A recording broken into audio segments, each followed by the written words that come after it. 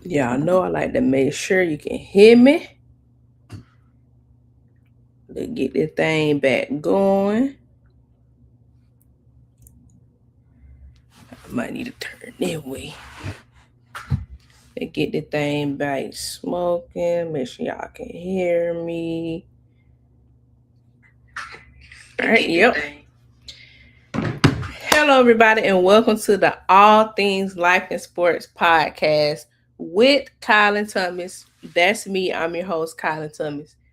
Now, as y'all can see based on the title, we are going to we just taking a journey through the AFC East. I've already broken down each team separately. You can go through my live videos and see that I did the Dolphins, I did the Jets, I did the Bills, and I did the Patriots, all one by one by their own video. So that's not what we're doing today. I'm not pretty much gonna do another whole breakdown of each team. So this video may not be as long. I did say once I get each team broken down, then I'm going to come on and give my prediction on who's going to win that division. I'm going to give my order, my rankings of that division. So this pretty much what this video about. We are still going to touch on some of the moves because we do kind of got to get into a little context, but we're not doing no full breakdown. We already done that. So here we'll look at each team's schedule, kind of look at how they fare against each other within the division, and then we're gonna go from there. But to kind of first start with the first team I started with this series, because training camp, my Jaguars training camp officially started for us today. For a lot of teams around the league, like all the AFC East teams are officially in training camp. So we this thing going. So going forward, I haven't been able to break down each team individually. So what I'm going to do is, like, the next video I got coming up is the NFC South. We're just going to go through each team in one video. And from there, that's when I'll give my prediction. So those may be a little longer. Them might be your longer videos, because instead of separating and breaking them down, we're just going to break down each team in one video and get a prediction. Because this thing going. This train going to keep on rolling. Because we in it. The season is we almost there. We literally had a Hall of Fame game next week, Thursday, August 9th. Madden come out that day too, by the way. But let's get into it. So we're gonna start with the first team that I covered with this, the Buffalo Bills. We all know their major move was firing head coach Sean McDermott. I mean, the success he's had there, the multiple division wins, multiple playoff wins. It's just they could not get over the hump. They could not beat the Chiefs. And you didn't play the Chiefs this season, and you still lost. Was it to the Broncos? We know how that game ended. That interception, that wasn't it? Was it an interception? Was it a catch? I mean, dang, offensive buddy, you got to have a bigger fight for the ball. You would have fought. They would often always getting them called. So we all know how that ended. So then it was a dang, like, we didn't even go against the Chiefs, and we just still could not get over the hump. The offensive woes throughout the season. Keon Coleman getting benched. Who is our number one wide receiver? Who is gonna step up and be that guy? Heavily relied on that run game with James Cook, which is great. Kincaid, Knox, the tight end is great, but you're going to need a guy that you can go to in clutch situations, a wide receiver who, when it's third down, who can I trust? Now, tight ends can be that as well, but we got to be able to get the ball down the field consistently. So they then go out and get DJ Moore. Now, this is the thing with DJ Moore. My prediction, because I got my prediction, but I'm still kind of torn on my prediction. My prediction have maybe me talking about it a little more. I might come to at the end of the video. I might come to, but my thing about DJ Moore is he a true number one wide receiver? Is DJ Moore the guy that can lift your offense? In Carolina for them years, he was. The first year in Chicago, he was. But when they brought in Rome Odunze, when Caleb Williams came on, when it got Luther Burden this past season, his numbers dwindled. Like, he wasn't the guy that they brought him in to be consistently Can he be that for Buffalo? Can he be that for Josh Allen? Now, I'm a DJ Moore fan. I think he can be. I also more so tend to go for the underdogs. I do, because I won myself. So I tend to gravitate towards the underdog. I tend to gravitate toward those that people would say, I don't think he can do it. I don't know. I mean, he got something to prove too. He here to talk. That's the thing. These dude human. He here to talk. People don't think. So he got something to prove. But at the end of the day, can he do it? And that my prediction on the Bills in the AFC East as far as winning it is hinging upon, did they really make any upgrades offensively? Is DJ Moore going to be that guy that they need him to be to upgrade that offense? Can Joe Brady get some more, get creativity within the offense? Can he get them over the hump? They hired a new DC. Can that DC get them over the hump? The problem was with Sean, it wasn't that they wouldn't win. It's just when it came to the playoffs, when they go against that certain team in Kansas City, they could not come away with the victory. They just always seem to find a way to lose. Every single time. Broncos, you found a way to lose. Every single time. So, and then offensively, and we're going to get into the other three teams, but when you take a look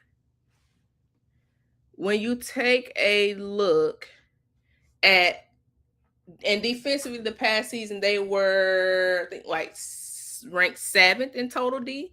They were like 7th in total D, number 1 in passing D, but like 28th in rushing defense, which when they played my team, the Duval, when they played us in the playoffs, our coach wanted to get a little too cute, wanted to throw the ball and all around the yard, and got away from the run game, which most analysts said, had we just simply stuck with that run game, we would have beat the Bills. I mean, their defense could not stop the run.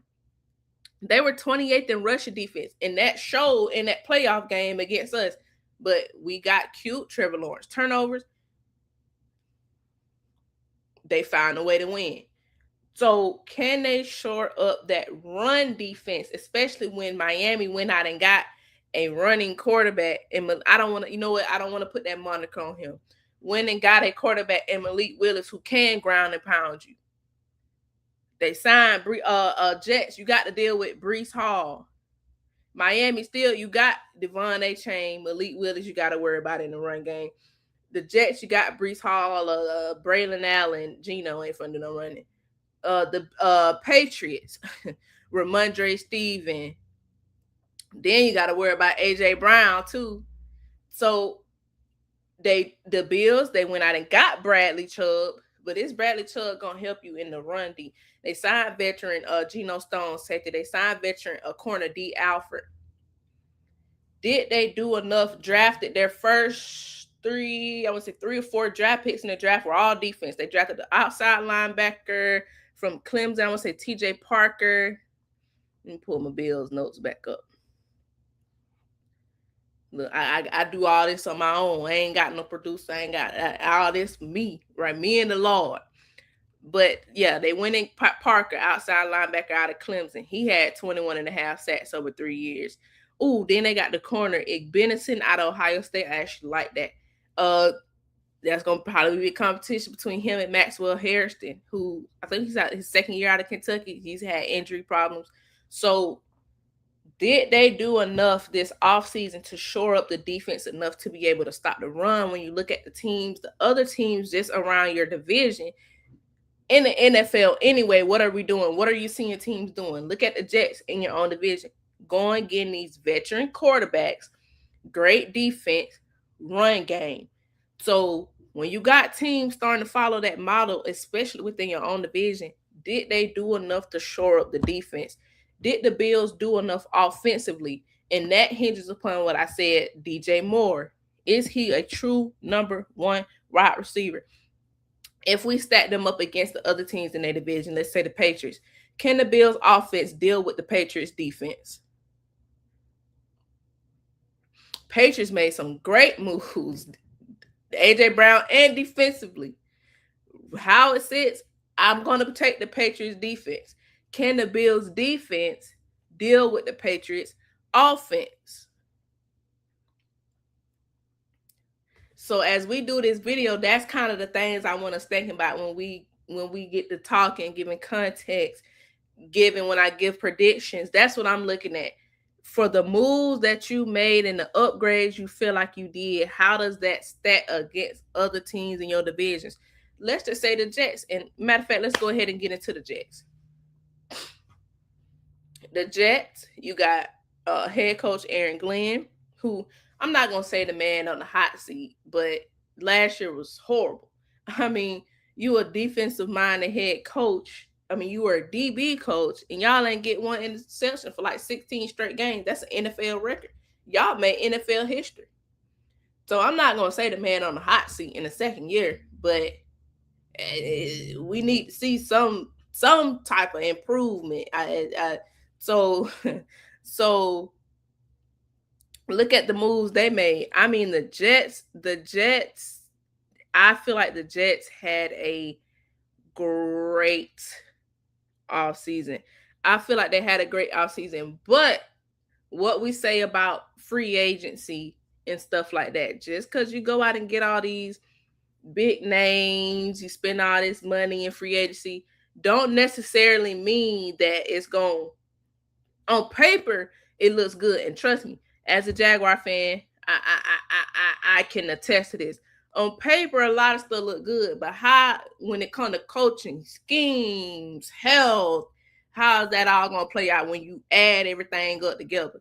So like defensively, like we just talking about the Bills, how the Bills offense gonna match up with a Jets team who heavily invested in that defense, heavily invested in the lines, offensive line, defensive line. I mean, they went and got Joseph Osai. They signed Demario Davis. They got traded for Minka Fitzpatrick. They got Kingsley Enaberry, defensive tackle David Onyemata. They drafted David Bailey, the number one defensive end prospect in this draft. You got rid of Jermaine Johnson, but then you bring in David Bailey. So you got two young guys who Joseph Osai,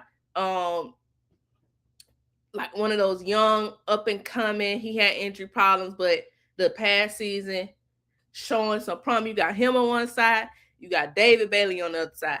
You're shoring up the inside, your D tackles.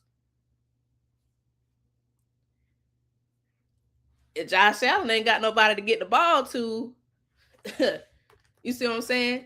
So the Jets made some big moves defensively that I honestly defensively, I think they're going to be able to match up with any team in this division defensively.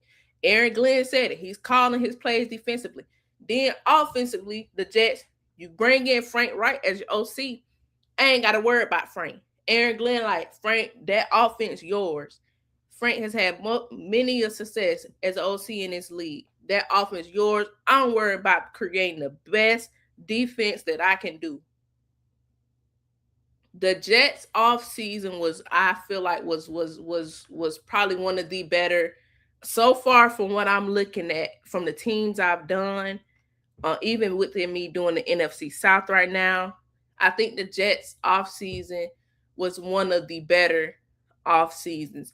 I'll even say, I'm biased. I even say even with my Jaguars, we didn't make many moves, but sometimes that's the best thing too. Your head coach coming back, your OC coming back, your DC coming back.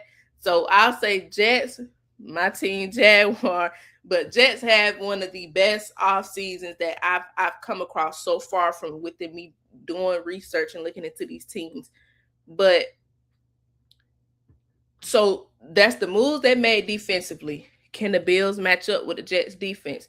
Can the Dolphins match up with the Jets defense? Can the Patriots match up with the Jets defense?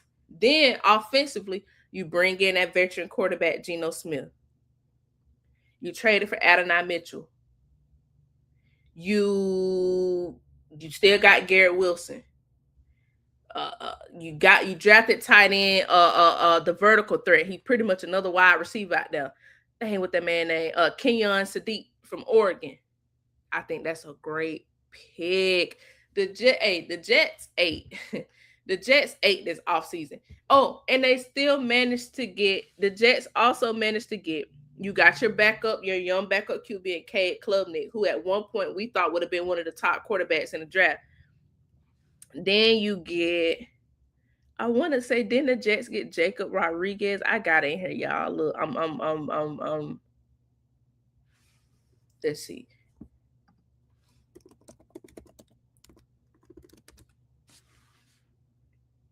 Oh no. He had the Dolphins. I knew it was somebody in the I about to say somebody in the AFC East cause I'm like, yeah, it's somebody in there, but not the Jets. But still, the moves you made, you drafted the explosive tight end who pretty much he ran a 4.39. The third fastest time among tight ends in like it's either in history or in years, something like that. But he ran a 4.39 as a tight end. You got Gary Wilson. You put Adonai Mitchell in the slot or your deep threat. Garrett is gonna be your number one with Frank Wright calling plays, with your veteran and Geno Smith, who didn't have the best of years last year, but with the run game he have around him, with Breece Hall, who just signed an extension. So now you know what I say about dudes in contract years now. But but you listen to his press conference, and I won't play it because, like I said, I did each team individually. If you want to see the full breakdown, just go click on the Jets video. I put clips of pressers in there and all that, but Breeze said it. He got something to prove. He tired of being disrespected. When we talk about best running backs in the league, we barely mention him, and it's honestly, bro, it's who you play for. But Breeze got something to prove. So both offensively and defensively, the Jets made some moves. So, like I said, if you take the Jets offense, can they match up against the Bills defense? Can they match up against the Dolphins defense? Can they match up against the Patriots defense? If you take the Jets defense, can they deal with the Bills offense, the Miami offense, the Patriots offense? Those are things I'm looking at. Now with the Jets, it's hard. It was hard for me to rank them because, again, free agency doesn't always equate to success. Now you got Glenn. He's in his second season, so it's not a new head coach pairing, but he got a new DC he working with. He got a new OC and Frank Reich he working with. So there still was changes among the staff. Geno Smith, is he gonna have any improvement from this past season? And they are still in the AFC East. You got to go against the Patriots 2 times. You got to go against the Bills 2 times. So, and then we look at the Jets schedule. I mean, you got to go against the Lions, the Packers, the Bears. The Jets have a hard schedule. The Vikings, who got to play Kyler Murray running around all game. You got to go against the Broncos. So I mean, the Jets schedule as well is tough. It's a tough schedule. We just did the Bills. If I just do like a little skim of the Bills schedule, they got to go against Lions, Texans, Chargers, Rams, Ravens, Vikings, Chiefs, Bears. The Bills also have a tough schedule. So the first 2 teams we just did, they got some tough schedules, but which team do you feel like will come out of that tough schedule better than the other? Now, did the Bills, we did the Jets.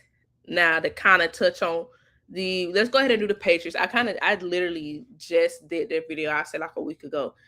We all know the off-season distractions and scandals that happened with the Patriots. But again, guys, like I said in that video, I honestly don't think that's going to have any effect. That's not going to have any effect on the Patriots season. I think people blew it. People blew it out of proportion as far as like, oh, is Variable going to get fired? No, like, I mean, yeah, it's sad. You cheated on your wife, but I mean, he just cheated on his wife. How many dudes y'all think in that locker room cheating on their wives and their girlfriends?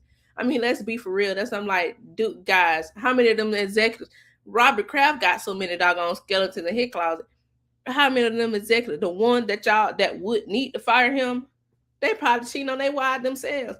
That's I'm like, guys, this is not no distraction. Is y'all blew it out of proportion. He wasn't gonna get fired. He's never ever gonna get fired because of that. So that's not a distraction. I'm more so on, if we're gonna talk about distraction, I'm more so on AJ Brown. Yes, he's a great addition, great wide receiver. But my only concern, which we saw in Philly, my only concern, if they go through a stretch of him not getting the ball, if they go through a stretch of the run game is working, we need to pound this thing, which they did last season, which the Eagles did. AJ Brown did not like that because he want his numbers. Y'all winning, but you want your numbers. Whenever those times come, is he gonna be reading a book on the sideline? Is he gonna be fussing and cussing and throwing helmets and stuff on the sideline because you ain't getting the ball? We win and the run game working, but you ain't getting the ball. So that's the only distraction I'm worried about with the Patriots. You see what I'm saying? That variable stuff. But the thing that I feel like is, I don't think AJ will be that big of a problem. One, Vrabel had him in Tennessee. Vrabel know his personality. He know how to deal with AJ Brown. Two, it's Mike Vrabel.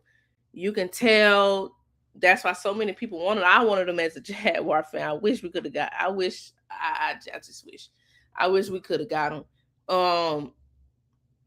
That's the thing with Vrabel. He ain't putting up with that. You ain't none of that going on in a Mike Vrabel led organization. So that's the things that I feel like the Patriots got going for them when it comes to AJ Brown. And I feel like AJ, he'll tell you in the interviews, Vrabel even said that when they drafted him, he was very adamant he wanted to play for the Patriots. So he's finally playing for the team that he's always wanted to play for. So see, then let's get into this defense real quick. They ended up just going ahead and promoting Zach Cure to full-time defensive role. He ended up having to take over for Terrell Williams, who had cancer, had to step away.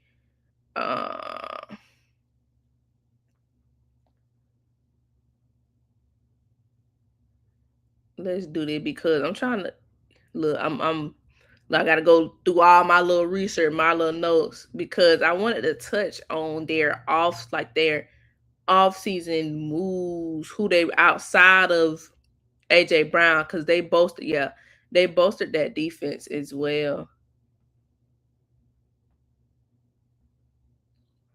But for now, we'll just kind of get on the draft class, and I'll get that.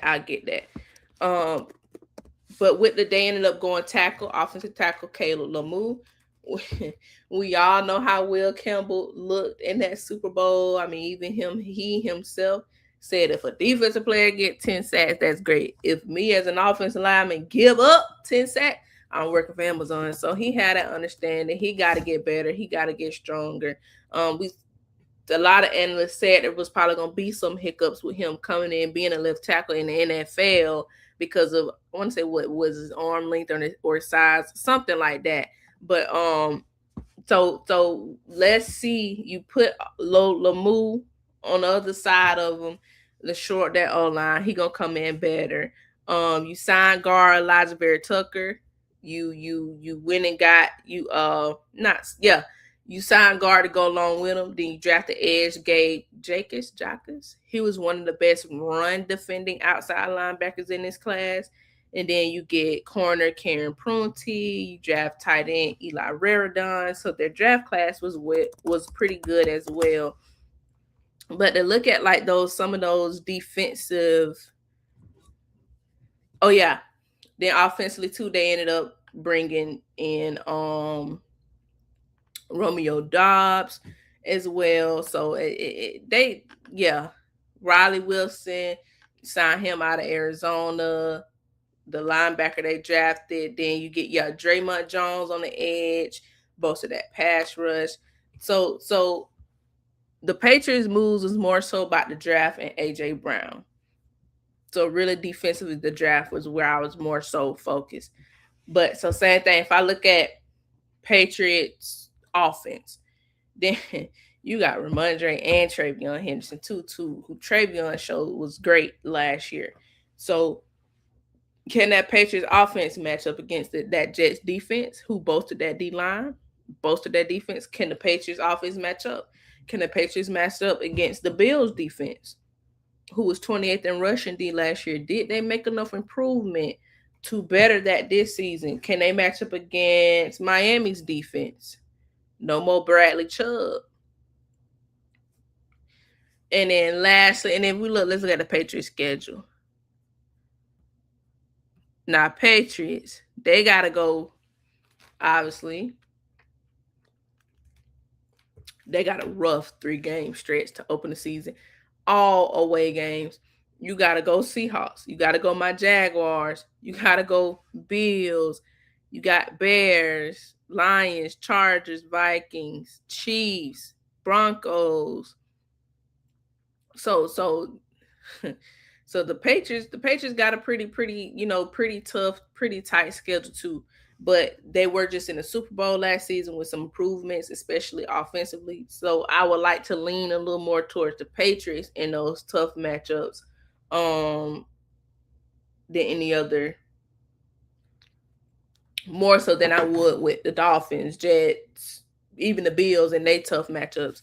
But to finish this thing, guys, so I did the Jets, I did the Patriots, I did the Bills. So to touch on Miami, again, I did each team separately by themselves already.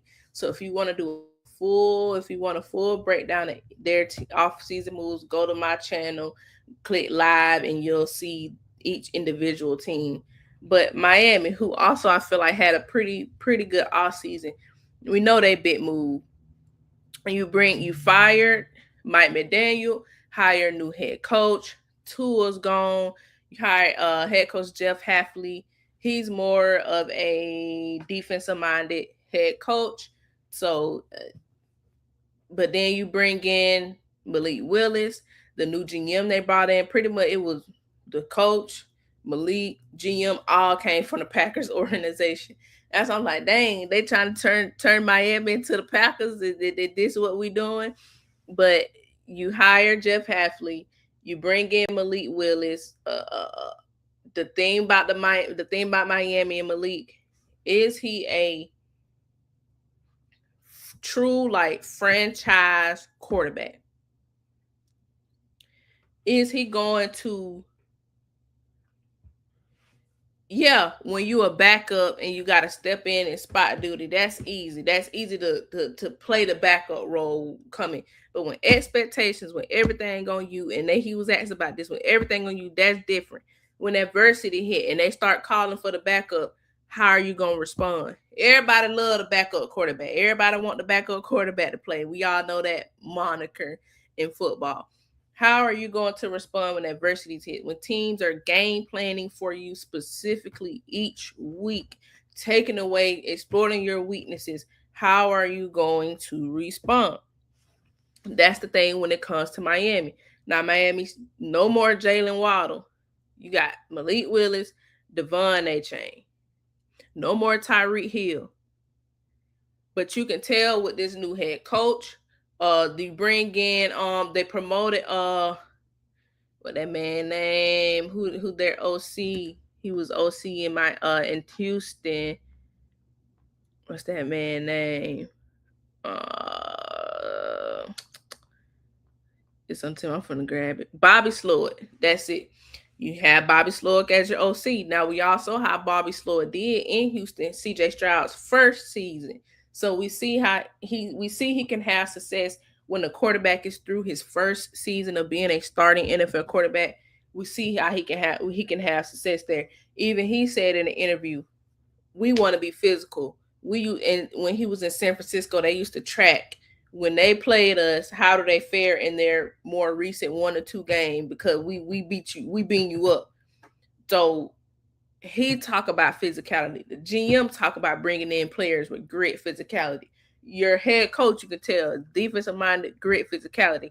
Ain't no more of this cute finesse, speedy stuff. We about run game, ground and pound, great defense. That looks to seem to be the culture that's trying to be built in Miami. Ain't no more of this cute stuff. And he said that the GM said that we want to build a team that can play in any element. When November, December coming, you got to go to Buffalo or you got to go to Foxborough. How you gonna fare when it's cold and snowy? You can't do all that finesse stuff. So, and if you just look at the free agency, they brought in offensive lineman Jamari Sellier, Tutu Atwell, that deep threat. They kept Greg Dolchich at tight end. But again, you lose Tua, you lose Jaden Waddle, you lose Tyree Hill. And if we go look at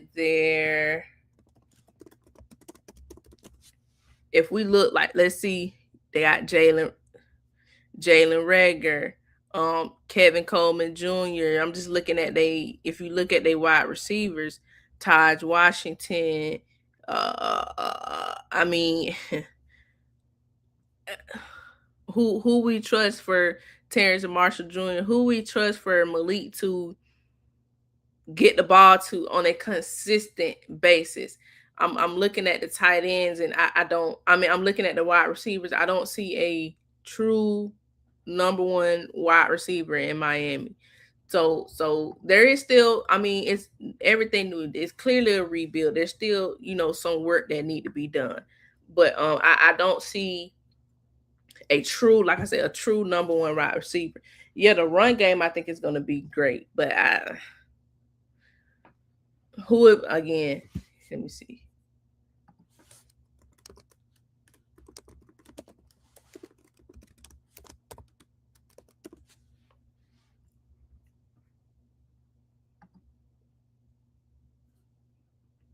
Yeah, so you got Malik Washington, Jalen Tolbert, Tutu Atwell.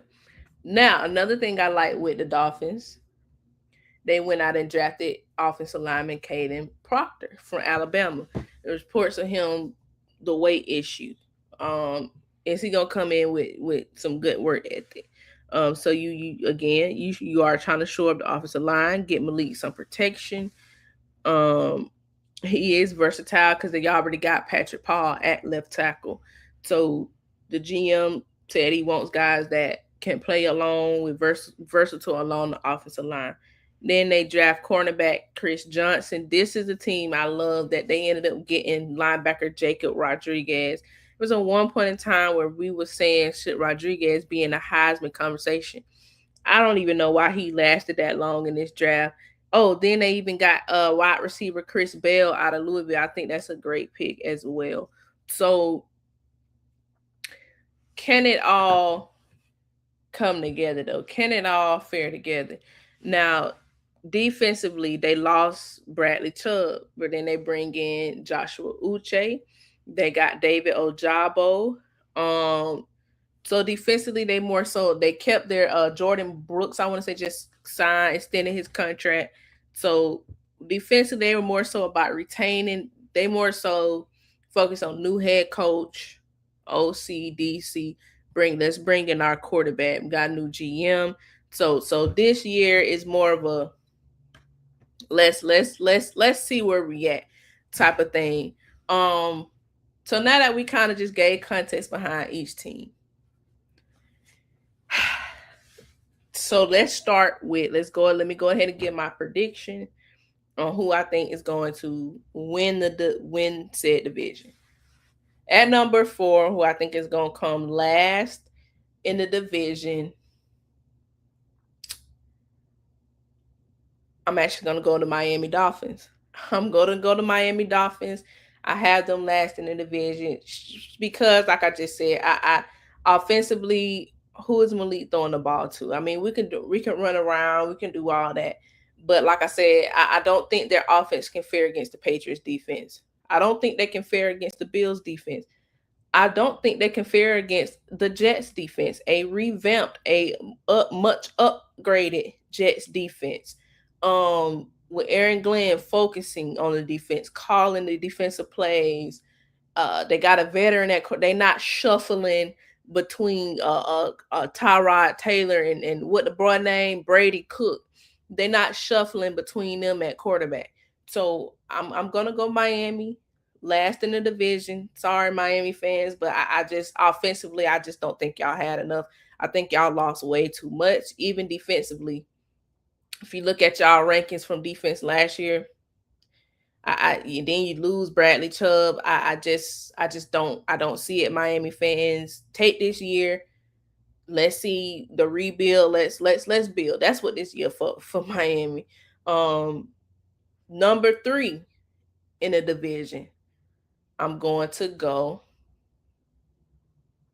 I'm gonna go to New York Jets. I think New York Jets will be 3 in the AFC, the third team in the AFC East. Again, I'm not gonna put them over the Bills and the Patriots. I'm not. I need a year. I need a year again. I think they had one. I think the Jets had one of the better off seasons, but we saw how last year looked under Aaron Glenn. I need a season. I need to see how you're gonna do this year. Offensively, again, I love the move of bringing in Frank Reich. Frank Reich will be able to pull everything out of G. I think he can pull it out of Gino. I think he can pull it out of Garrett. Adonai. You drafted Kenyon Sadiq, who ran a 4.39 as a tight end and pretty much another wide receiver on the field. You got Brees Hall in the run game. So I mean, we you look at Gino's last season. Um, you look at his last season, but he got a lot more pieces around him. But honestly, I'm actually Bills and Jets. I think are actually neck and neck. But I'm gonna give it to the team that's shown experience, that's shown success and winning time after time after time. I'm not ready to do it yet with the Jets. If I'm wrong, it's okay. But I do think the Bills or Jets are neck and neck. But I'm gonna go 3. I got the Bills. Bills and Jet probably could come down to that last one of them last couple games. They fighting for that number two spot in the division. So I pretty much just went on gave you who I think gonna be 2. I think the Buffalo Bills will be the second team in the division. Now, again, this is just strictly hinging upon can DJ Moore be the guy. Um, it's the same thing. It's the offensive woes from last year. It's gonna be this. If he can't be that guy, it's the same thing this year. So I mean, you didn't win the division last year, so I mean, it's gonna be the same thing. That's why I'm like, if he can be that guy for Josh Allen, Patriots, Bills, Patriots. But I even then, I'm not saying he can't be that guy, but Patriots are just Patriots are just loaded, man. The Patriots are loaded. So with that being said, I got the New England Patriots. New England Patriots. I think they're going to be the number 1 team in the AFC East. I think they're going to win the AFC East. But again, whether it be Bills, Jets, I think the second team in the AFC East is again will get to play, get to the playoffs. But I think that Patriots team, they're gonna be number 1 in the division. Again, that Vrabel stuff, I don't think that ain't gonna distract this team at all. If we want to talk about distractions, I'm more so is AJ Brown gonna come in and throw off the chemistry that they had last year. If we want to talk distractions with the New England Patriots, that's where we need to look. That Vrabel stuff, that ain't gonna affect this team at all. Vrabel ain't gonna let that affect this team. I don't think he's gonna allow AJ Brown to affect this team. He's already worked with him and dealt with him in Tennessee. And looking at each team's schedule, it's tough. It's tough. So I think the Patriots have a better shot of getting through their tough schedule than the Dolphins, getting through their tough schedule than the Jets, than the Bills. But so to recap, coming in first, who's I think is going to win the AFC East is the Patriots. Second is the Bills. Third is the Jets. Fourth is Miami. But again, don't be surprised if the Jets come in and be number 2 in the AFC East.